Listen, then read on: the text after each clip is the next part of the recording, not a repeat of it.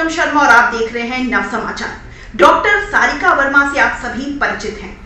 जैसा कि आम आदमी पार्टी से इनका जुड़ाव अन्ना हजारे के आंदोलन के समय से रहा है। हरियाणा के बादशाहपुर विधानसभा की अध्यक्ष हैं और साथ ही साथ इंडियन मेडिकल एसोसिएशन की जिला सचिव भी हैं।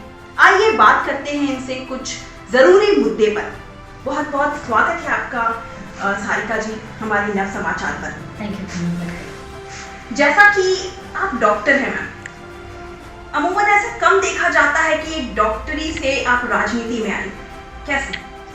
देखिए, डॉक्टर्स जो हैं पेशेंट्स का इलाज करते हैं और जब मुझे लगा कि सोसाइटी को काम के साथ इलाज की भी ज़रूरत है तो मुझे लगा कि एक पार्टी आई है जो हमारे प्रॉब्लम्स, जो बेसिक प्रॉब्लम्स हैं, करप्शन से रिलेटेड प्रॉब्लम्स हैं, उसको बदलने के लिए मुझे लगा कि यही करना पड़ेगा।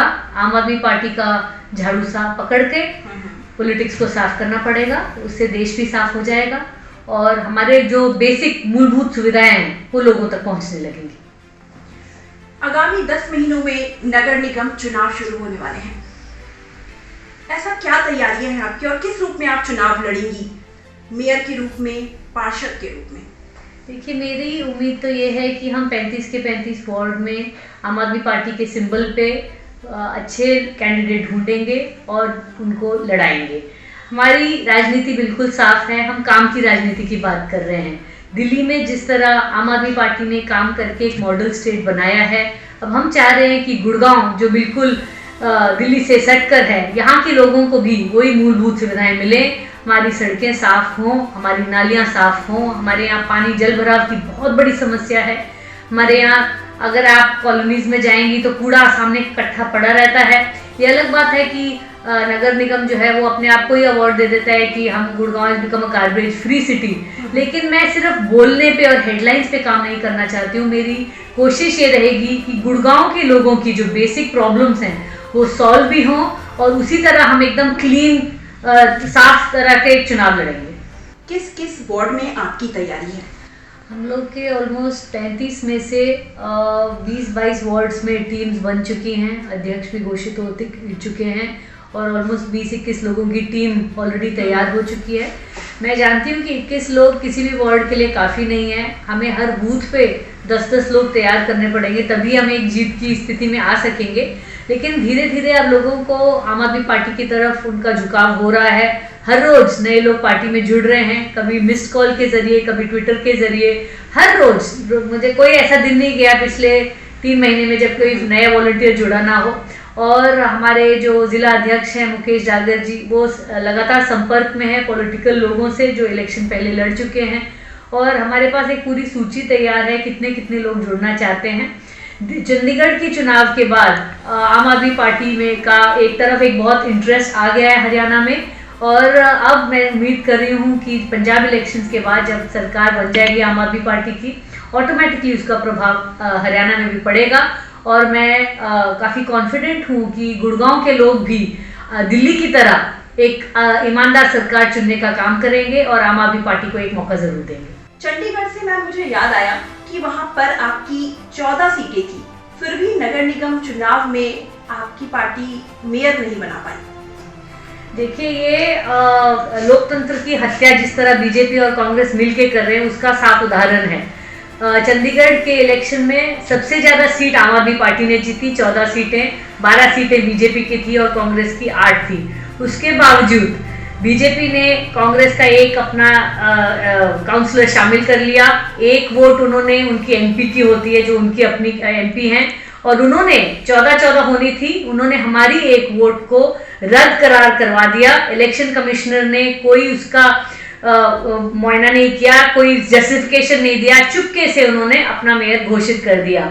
यही तरीका है जिस तरह बीजेपी बिना इलेक्शन लड़े, बिना जनमत के ये हर स्टेट में पावर में आने की कोशिश कर रही है। यही उन्होंने मणिपुर में किया, यही उन्होंने गोवा में किया, यही उन्होंने मध्य प्रदेश में किया, इसकी इन्होंने कोशिश राजस्थान में भी की थी। तो ये हर जगह, चाहे वो इलेक्शन जीते चाहे हारे, सत्ता में आने की पूरी कोशिश करती हैं। और चंडीगढ़ के लोगों को उन्होंने बहुत ज्यादा विश्वासघात किया है। उनको उनका जनमत स्वीकार करना चाहिए, उनको उनके डिफीट माननी चाहिए थी और सोचना चाहिए था कि आगे हम 5 साल बेहतर काम करेंगे। लेकिन उन्होंने हमारे चंडीगढ़ के लोगों के साथ विश्वासघात करते हुए एक काउंसलर खरीद लिया और हेराफेरी करके उन्होंने अपना मेयर बनाया है। जैसा कि मैम आप इंडियन मेडिकल एसोसिएशन की जिला सचिव भी हैं, तो जिस तरह से कोरोना आजकल पैर पसार रहा है, हर दिन मामले बढ़ रहे हैं, उस पर आप जनता को कैसे जागरूक कर रही हैं? देखिए, जनता को जागरूक हम लोग पिछले 2 साल से कर रहे हैं। कोई नई चीज़ आई नहीं है। 2 मास्क पहनती हूँ मैं, N95 भी पहनती हूँ, ऊपर से क्लॉथ मास्क भी पहनती हूँ। नाक और मुंह ढक के मास्क पहनेंगे, आपकी 95% चांस है कि आपको कोविड नहीं होगा। 2 वैक्सीन लगाइए। सरकार ने तो एक घर में जाके वैक्सीन लगवाने की कोशिश की है, लेकिन आज भी मैं कई लोगों को जानती हूँ जिन्होंने 1 डोज भी नहीं लिया है। अभी बॉम्बे से जो आंकड़े आ रहे हैं, 97% लोग हॉस्पिटल में जो एडमिट हैं वो ऐसे हैं जिन्होंने 1 भी डोज वैक्सीन की नहीं ली है। तो ये तो आप अपने ही जान को खतरे में डालने वाले काम कर रहे हैं। सभी से हाथ जोड़ के निवेदन है, घर से बाहर मत निकलिए। अगले 4 हफ्ते ये जो है पीक अभी बढ़ रही है। उसके बाद हमने पिछले 2 बार भी देखा है, जब पीक बढ़ रही होती है तो आपको खतरा रहता है बिल्कुल। और ये ओमिक्रॉन जो है वो 4 टाइम्स ज़्यादा इन्फेक्शियस है। जैसे पहले जो वुहान जो वेरिएंट, जैसे अल्फा वेरिएंट जो सबसे पहला आया था, उसका अगर आरआर इन्फेक्शियस रेट 2.5 था, डेल्टा वेरिएंट का 5 था, इसका 10 है। मतलब एक आदमी जो है सीधे 10 लोगों को संक्रमित करता है और ये हवा से भी फैल रहा है। इसमें आपको मास्क की बहुत ज़्यादा ज़रूरत है। और सबसे इम्पॉर्टेंट चीज़ ये है कि वैक्सीन आर वर्किंग। जो लोगों ने 2 वैक्सीन लगा रखे हैं, अगर उनको बीमारी होती भी है तो वो माइल्ड बीमारी हो रही है, वो घर पे ही ठीक हो जा रहे हैं।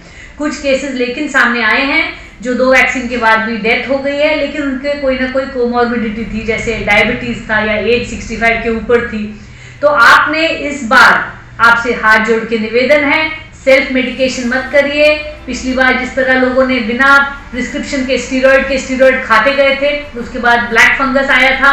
8,500 केस इंडिया में म्यूकोरमाइकोसिस या ब्लैक फंगस के हुए थे। वो सिर्फ इसकी वजह से था कि लोगों ने डॉक्टर की प्रिस्क्रिप्शन के बिना सेल्फ मेडिकेशन किया था। इस बार सिंपल लॉजिक है, बुखार हो तो पैरासिटामोल लीजिए, घर पे रहिए, टेलीफोनिक कंसल्टेशन अपने डॉक्टर से करिए। 4 से 6 हफ्ते में हम उम्मीद कर रहे हैं कि ये जो वेव है खत्म हो जाएगी। तब तक के लिए सुरक्षित रहिए, क्योंकि जब आप सेफ रहेंगे तो ही आगे कुछ कर पाएंगे। अगर आपको कुछ हो गया तो आपके परिवार में बहुत नुकसान हो जाएगा। तो ये थी डॉक्टर सारिका वर्मा, जिनसे हमने तमाम मुद्दों पर बात की। तो देखते रहिए नव समाचार, बेबाक खबर हर समय। धन्यवाद।